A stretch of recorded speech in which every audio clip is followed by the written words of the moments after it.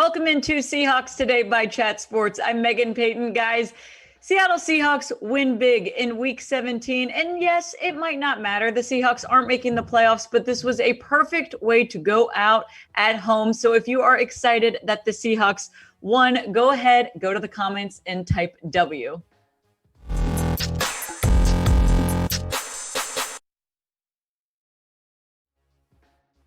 And I don't care what you guys have to say about the Seahawks playing the Lions and how the Lions are a terrible team this year. The Seahawks played a great game. Russell Wilson looked a lot better. A lot of guys stepped up today. Rashaad Penny, these are all guys we are going to talk about on today's show. But ultimately, Seahawks beat the Lions 51-29.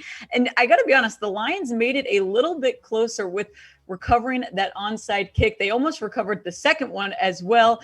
Ends, of course, in a touchdown, but Wilson takes a knee at the end of the fourth quarter. I think Seahawks fans were a little upset because if they would have gone for the touchdown, it would have tied the Seahawks franchise record for the most points. Pete Carroll says, though, he still wouldn't have done it even if he would have known that that was at stake. Seahawks fans can be excited, though, and look ahead to 2022. They're on the right track. These are all good things that you want to see out of a game. And so I'd say, though, before we get into all the positives, which there were a lot today, I'd say Seahawks got a little too comfortable at some point in the game. I'd say that there was just a little bit of slowing down where they felt like this was a blowout. They had this game. Lions start coming back, and there was a moment there, like I'd say third quarter, where I was thinking, hey, something could happen. Lions could come back. Of course, they do not. 51 points is very impressive, I must say. So I'd say Brady Henderson actually said it best. On Twitter, he said, more from ESPN Stats, it's the first time Seattle has scored 30-plus points in a first half since the 2015 regular season finale at Arizona. Penny's 144 rushing yards are the second most by one player in a half this season. Now, this was, of course, at halftime. The score goes up much more, and Rashaad Penny sticks out even more. So he's going to be my MVP of the week. But I will ask you guys, who is the MVP for the Seahawks versus Lions game? This is the pinned comment on today's show. So you know the drill. If you get the ad break here, now is the time. Get your votes in. Let me know who deserves the game ball today. All right, some quick injury updates. The biggest one being Bobby Wagner. He went to the locker room with a knee injury in the first quarter.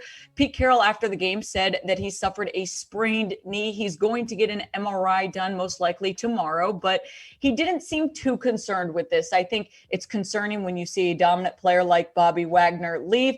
I got to be honest, I'm starting to think, hey, will Bobby Wagner be able to play in the Pro Bowl? Now, I know that that's maybe not the Seahawks' highest concerns right now, but Bobby Wagner did not return to the game today, and Cody Barton came in for him, and I'd say Cody Barton actually played pretty good. Now, he's not Bobby Wagner, so we can't expect to see that level of performance by him, but there was a couple plays there during this game where I was impressed by Cody Barton, and that's a good thing because, as we know, Bobby Wagner may not end up back in Seattle next year. I hope he does, and I hope that the Seahawks can find a way to pay him and not have to trade him, cut him, or get rid of him at all. But Cody Barton was a good addition. I'd say Seattle can be at least excited to have a guy like that on their roster. Some more injury updates for you guys. Carlos Dunlap, he left the game with an ankle injury, did not return. We do not have much of an update for you guys on him. Of course, as injury updates come out, we will keep you updated.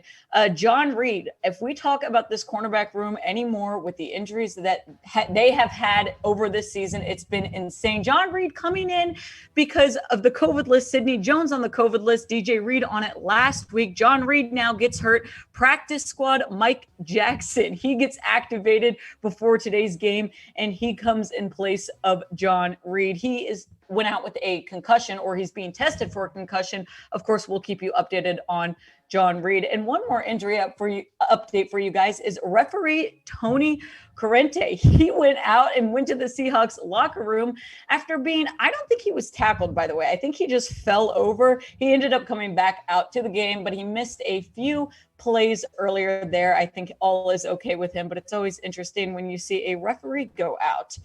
All right, now moving on to the positive things, because Seattle put up 51 points. So there's a lot of shout outs that we have to do. We're going to go into Seahawks shout outs. But before we go into Seahawks shout outs, we're going to give you guys some Seahawks Today shout outs. I told you guys on a previous video that if you are new to the channel and you subscribe, we'll shout you guys out on a future video. So here we are right now. We've got a shout out.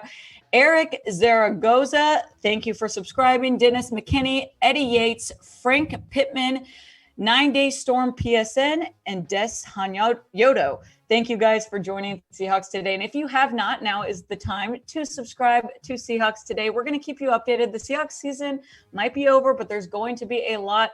Trade rumors, of course, Russell Wilson, Pete Carroll, those are all things that people want to know. So now is the time. Go to youtube.com/Seahawks TV, press the button, whatever's easiest. We will keep you updated on all Seahawks news. So Rashaad Penny, of course, sticks out again. This is now our Seahawks highlights, our Seahawks shout-outs. Rashaad Penny has now officially, in my opinion, earned a place back in Seattle next year. Penny scored 2 more touchdowns and obviously had a big impact on this win. 170 rushing yards. I'd say he's looking much better each week, and I'd even argue that he's looking better than Chris Carson. Penny is going to be a free agent after this season. So the question that comes is, what is Seattle going to do? If you would have asked me this 4 weeks ago, I would have said, all right, probably let Rashaad Penny walk. He's now healthy and proving to us why the Seahawks drafted him and why they believed in him. So I ask you guys this: should Seattle re-sign Rashaad Penny? I think that they could re-sign him and get him at a decent price. So my vote is yes, re-sign, or you can press L for let walk, R for resign, or L for let walk.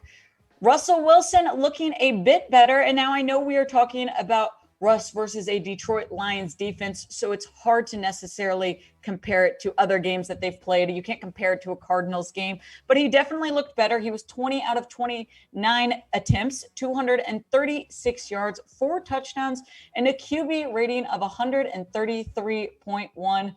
And the Russ Metcalf connection was back. It was fantastic. And I really am happy for DK, because we could tell these last couple weeks he was getting very frustrated. He wasn't going to say anything, but we could see his emotion on his face. Him and Russ clearly not getting along. And I understand Metcalf's anger towards Russell Wilson because he'd been open, beating Jalen Ramsey. There was a lot of cases in which DK made himself open, yet Russell wasn't able to connect with him. But that was not the case today. He was targeted 9 times and had 6 receptions, 63 yards, and 3 touchdowns. I'd say Russell Wilson did a great job overall at connecting with all of his receivers. Now, we didn't see a whole lot from Tyler Lockett. If you remember correctly, Tyler Lockett coming off the COVID-19 list, and he actually talked about in a press conference earlier this week how much of a struggle it actually was for him not being able to breathe. He went through a hard time getting through COVID-19. He is back out here. He had a touchdown today. Freddie Swain had one big, amazing play. I think it was 58 yards, just busted coverage there. So Russ did his job today, and I'd say he's back on track. And another guy that seems to be back on track is Jason Myers. He put up 15 points in total today. He had his high at 51 yards field goal. We'd been talking about Jason Myers and the way that he went downhill a bit this season, just not being able to get as many field goal completions as he did last year. And so I'd say Jason Myers is looking obviously a lot better. He looked great today, so we have to give him credit there. And guys, I'm just watching from the TV, but it looked really cold in Seattle. So I figured today's sponsor, we would tell you guys about some really cool Seahawks long sleeve hoodies you can get. These are all throwbacks because you know that I love the Seahawks throwback gear. If you go to chatsports.com/Seahawks gear, these are on sale up to 50% off. Stay nice and warm while it's cold in Seattle. Get some throwback gear, long sleeves, hoodies, zip ups, cool different options, but they are all running out. So now is the time. Go and check it out before they're no longer on sale and they do not have your size. Let's go over some Seahawks defensive stats during this game.